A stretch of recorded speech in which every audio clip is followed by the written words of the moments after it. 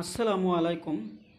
বাংলাদেশ বনাম সারা পৃথিবীতেই বর্তমান মানুষের মাঝে যে নৈতিকতার অধঃপতন হচ্ছে, মানুষের জীবনের যে দায়িত্ববোধের অধঃপতন হচ্ছে, মানুষের জীবনের যে মহত্ব, মানুষের জীবনের যে ভালোবাসা মহব্বতের যে অধঃপতন হচ্ছে, এর যে কারণগুলো রয়েছে সেই কারণগুলো হচ্ছে আজকের আলোচনার বিষয়।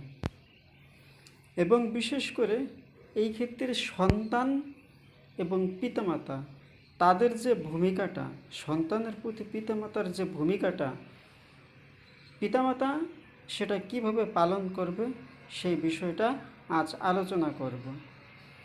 দেখা যায় অধিকাংশ পিতামাতা তাদের যে দায়িত্ব সেটা সঠিকভাবে পালন করতে পারে না। তারা তাদের দায়িত্বটা সঠিকভাবে পালন করতে না পারার কারণেই সমাজের এই অবক্ষয়। যেমন দেখা যায় যে অনেক পিতামাতা বৃদ্ধকালে থাকবে অনেক সুখে, কিন্তু তার পরিবর্তে তারা আরও দেখা যায় যে বৃদ্ধাশ্রমে যেতে হয়, অনেক কষ্টে দিন যাপন করে। এই ক্ষেত্রে শুধু ওই সন্তানের দোষ দিলে বিষয়টা ভুল হবে, ওই পিতামাতারও দোষ অবশ্যই রয়েছে। তার কারণ হচ্ছে ওই পিতামাতা ওই সন্তানকে ছোটোবেলায় কোরআন শিক্ষা দেয় নাই, ওই পিতামাতা ওই সন্তানকে ইসলামের সঠিক জ্ঞান দান করে নাই, ওই পিতামাতা ওই সন্তানকে সঠিকভাবে গড়ে তোলে নাই, এবং ওই পিতামাতা নিজেরাই আদর্শ পিতামাতা হতে পারে নাই। এবং আজ আমি একটি যে ইউনিক বিষয় সম্পর্কে বলবো, সেটা হচ্ছে আপনার সন্তানকে অবশ্যই আপনার সম্মান করতে হবে। আমাদের দেখা যায় অধিকাংশ পিতামাতা সন্তানদেরকে সম্মান করে না। এটা অবশ্যই সন্তানদেরকে সম্মান করতে হবে, কারণ পিতামাতা বড়দেরকে সম্মান করতে হবে। এটা ছোটরা শিখবে কিভাবে? বড়রা যদি ছোটদের সম্মান করে তাহলে বড়দের দেখে ছোটরা শিখবে। কিন্তু দেখা যায় আমাদের বড়রা ছোটদেরকে সেই সম্মান করে না, অর্থাৎ বড়রা তাদের দায়িত্বটা অবহেলার কারণে, তারা ছোটদেরকে সম্মান না করার কারণে দেখা যায় ছোটরাও বড়দের সম্মান করে না। আপনি যদি একটি শিশুকে বলেন যে আমি তোর বড়, তুই আমাকে তুই বলে ডাকলি কেন, এই ক্ষেত্রে দোষ কিন্তু ওই শিশুর নয়, দোষ ওই বড় ব্যক্তির। কারণ ওই বড় ব্যক্তি ওই শিশুকে আদব কায়দা শেখায় নাই, এখানে দোষ ওই বড় ব্যক্তির। অবশ্যই ছোটদের সঙ্গে আদবের সঙ্গে কথা বলুন, তাহলে দেখবেন অটোমেটিক সেই ছোট শিশু বড়দের সঙ্গেও আদবের সঙ্গে কথা বলবে। এবং আমাদের যে পিতামাতা, অভিভাবকরা, বড়রা, তারা মনে করেন যে তারা অনেক কিছু জানেন, অনেক কিছু বোঝেন, তারাই সব কিছু করেন।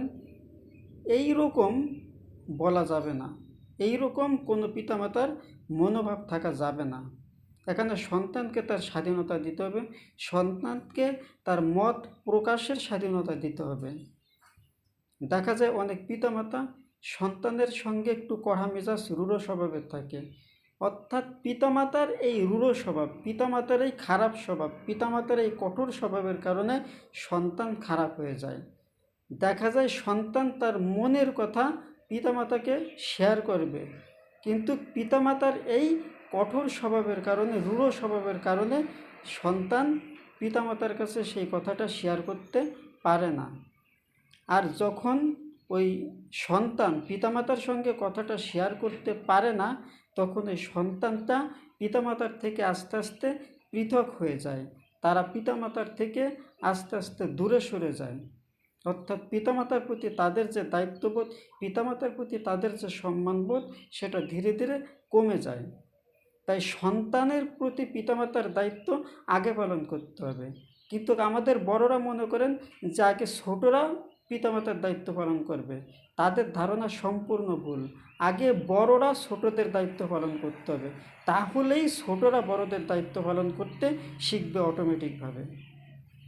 তাই অবশ্যই সেই অটোমেটিক সিস্টেম আমাদের তৈরি করতে হবে, কিন্তু বড়রা সেই অটোমেটিক সিস্টেমটা তৈরি করতে জানে না। আসলে দেখা যায় যে একজন বিজ্ঞানী, একজন দার্শনিক, একজন মহান ব্যক্তি, তার সন্তানও যে ওই রকম হবে বড় পর্যায়ের, এমন কোনো কথা নয়। আবার একটি শিশু, সেই শিশুর মাঝে এক বিশাল প্রতিভা রয়েছে।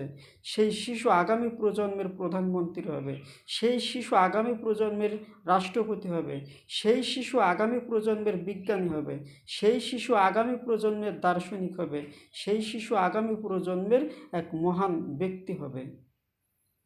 কিন্তু আমাদের পিতামাতা কি করে? সেই পিতামাতাই সেই শিশুর যে প্রতিভা সেটা নষ্ট করে দেয়।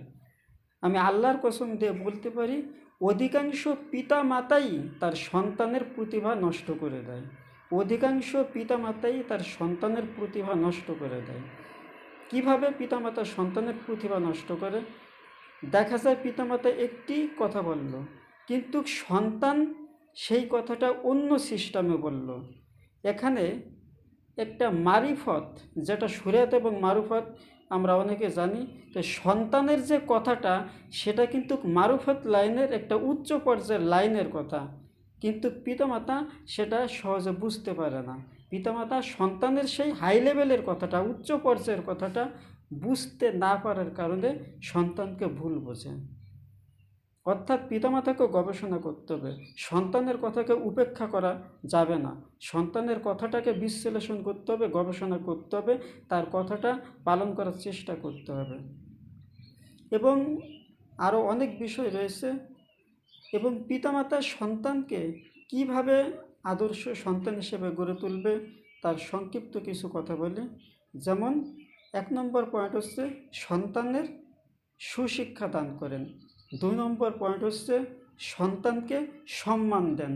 3 নম্বর বিষয়টা হচ্ছে সন্তানের যে মতামত প্রকাশের স্বাধীনতা দেন।